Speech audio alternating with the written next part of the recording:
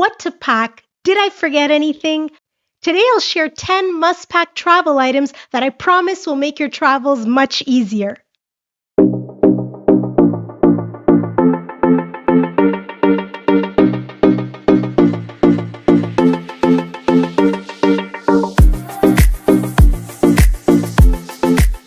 Hey, Melissa here at Ready to Go, where we discuss tips and resources to help you plan your very own travels and create unforgettable memories and experiences. First of all, today, I just want to apologize for the nasally voice. I'm getting over a little cold, and this is also why the episode is a little late this week. But, the show must go on. So what to pack is probably the question we all ask ourselves before going on a trip.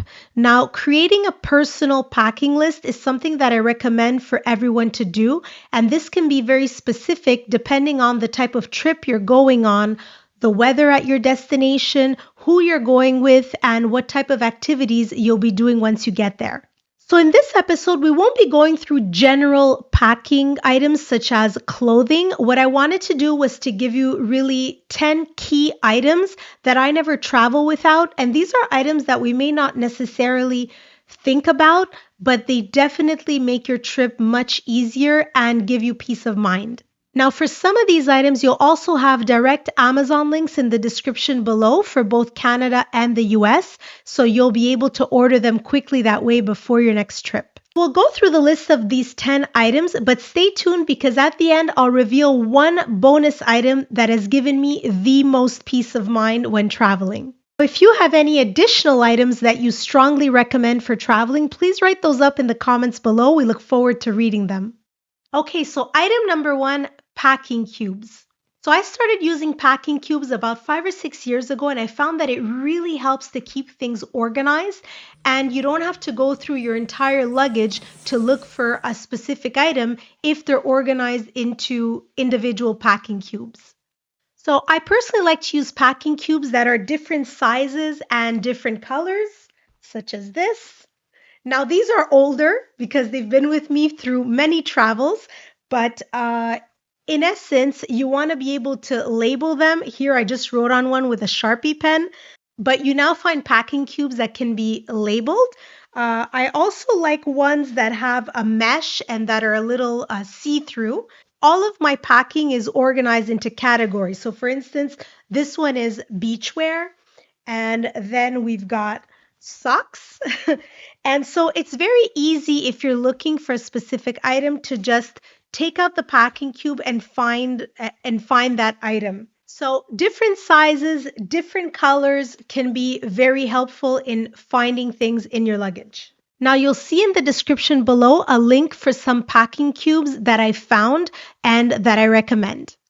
Number 2, if you're checking in luggage, you'll want to have some key items in your carry-on, specifically a change of clothes, and at the very least, a toothbrush and a toothpaste travel size. So what I like to do is I actually like to bring a little pouch with just some emergency toiletries, just in case my check-in luggage may arrive late. And also, I always like to have a disposable toothbrush and toothpaste, especially if it's an overnight flight. You want to maybe brush your teeth in the morning. So these come in really handy.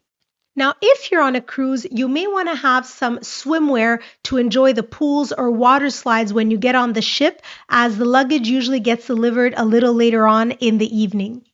In the description below, I've also put links for some handy convenience kits that are all travel size.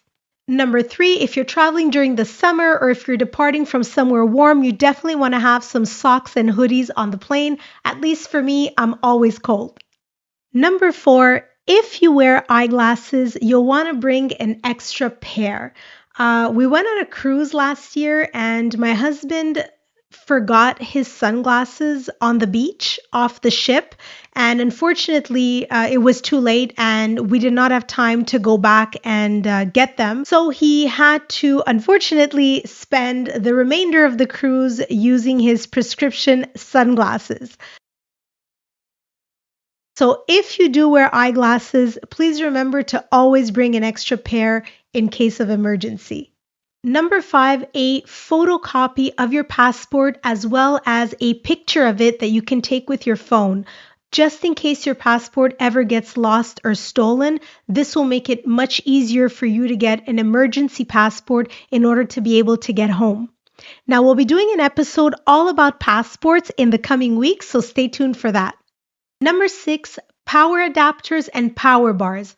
We all need to charge our phones. We all need to plug in devices. Make sure that you check for the country you're going to what specific type of power adapter is needed when you do your search either on Google or on Amazon. I got this one that's adaptable to many countries. So you've got your North America outlet.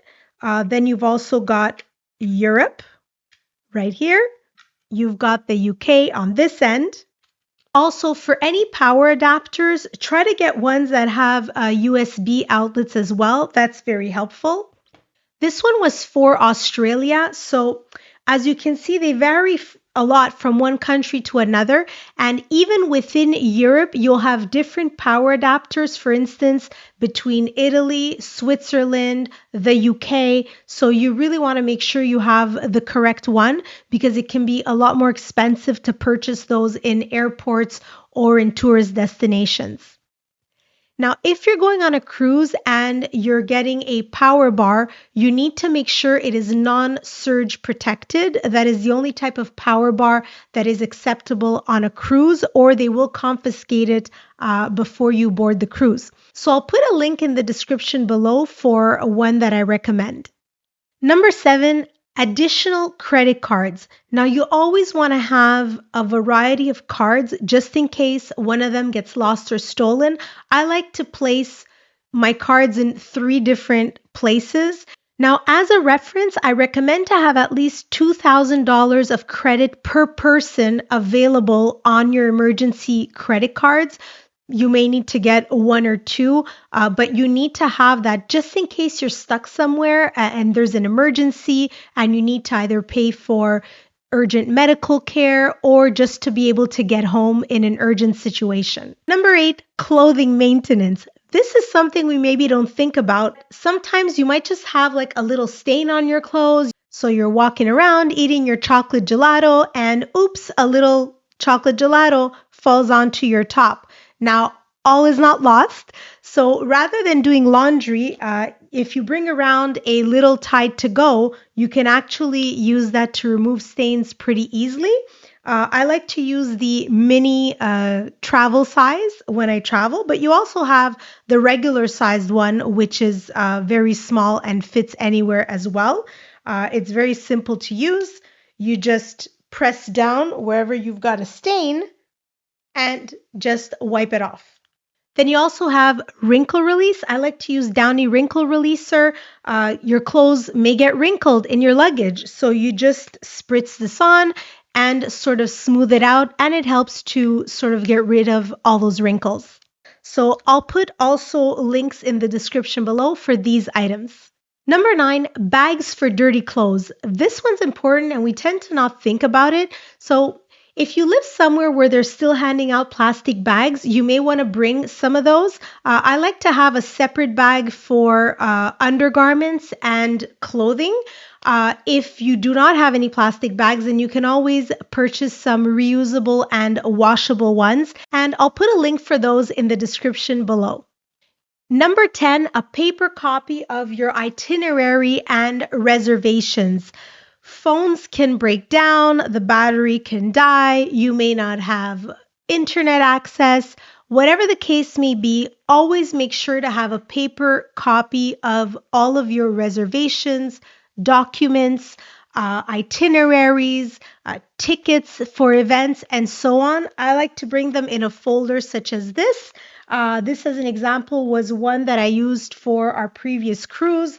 And I also put our luggage tags in there so they were ready to be attached to our luggage when we got to the port. Okay, and now for that bonus item I promised, you have AIRTAGs. This, I gotta say, guys, is really a lifesaver in terms of peace of mind. On our last trip back in June, my luggage was just not arriving. My husband got his luggage and half an hour later, mine still wasn't out. So I was able to go on the app, and because I had the AirTag in my luggage, the app was able to let me know that my luggage was still back in Rome. And what's great is that it also locates exactly where it is on the map. So when you go file the report at the baggage claim, you can just show the screen from the app, which tells them exactly where your luggage is. And it's fun because you can then track it as it's making its way back home. So this item is a little bit more expensive, but it's really a lifesaver, and we keep one in each luggage, the carry-on as well as the checked-in luggage. You never know, your luggage can get stolen. It really gives you peace of mind, so I highly recommend AirTags, and you'll have a link for these in the description below as well.